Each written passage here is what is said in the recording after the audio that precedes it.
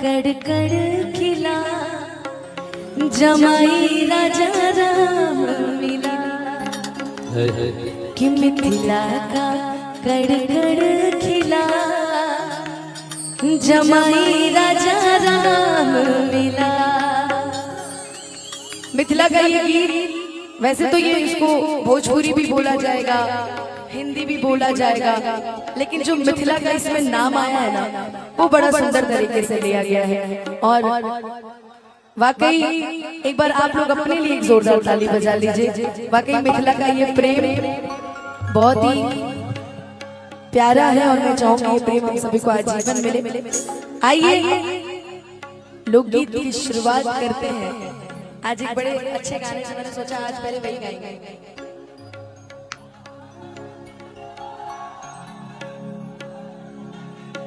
भाई जब लड़का होके कोई गा सकता है तो हम लड़की होके नहीं गा सकते हैं।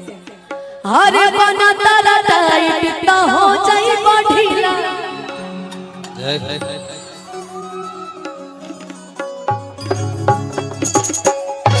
अरे बना तारा टाइट ना हो जाए ढीला, अरे परखंड हो जिला।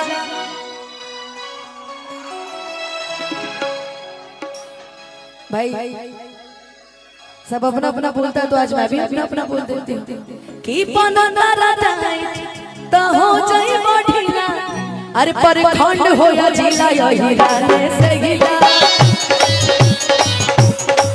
परखंड हो जिला यही गाने से गिला। आप लोग की आवाज नहीं आ रही है मुझे, ना बैंजो की आ रही है ना ऑर्गन की आ रही है। ऑर्गन बैंजो की आवाज बढ़ाइए।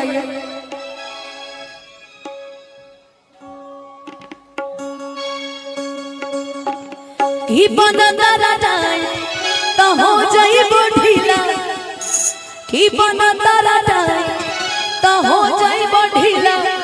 आई कोनो जात नहीं, सब गाया, कोई बबुआन गाया, कोई पंडित जी गा रहा है, कोई अपना नाम लेके गा रहा है, तो हम नाम लेके ना गाए, हम रउआ सब खातिर कहते हैं। अब सब अपना अपना मन में अपन अपन नाम ले ली।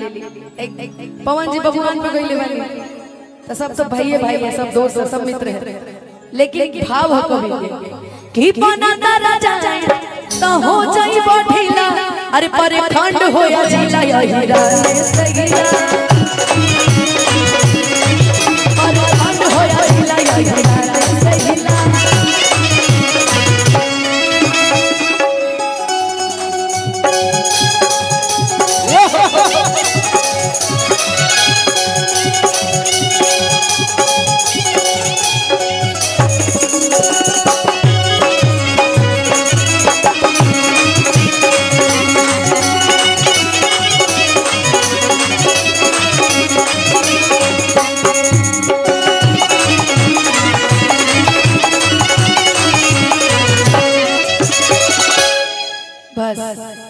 इतने काफी जाति वाचक गाने कमी गाए जाए तो ज्यादा अच्छा है। क्या जी मान लीजिए कोई पंडित जी खिसिया जाए तो कहेगा कि ना आप राजकाज कार्यक्रम में ना देखो, तो ऐसा नहीं करना है। सब है कि परखंड हो जिला बबुआने से हिला, अरे परखंड हो जिला और पंडित जी से हिला, अरे परखंड हो जिला लाला जी से हिला, अरे परखंड हो जिला भूमिहारे से हिला।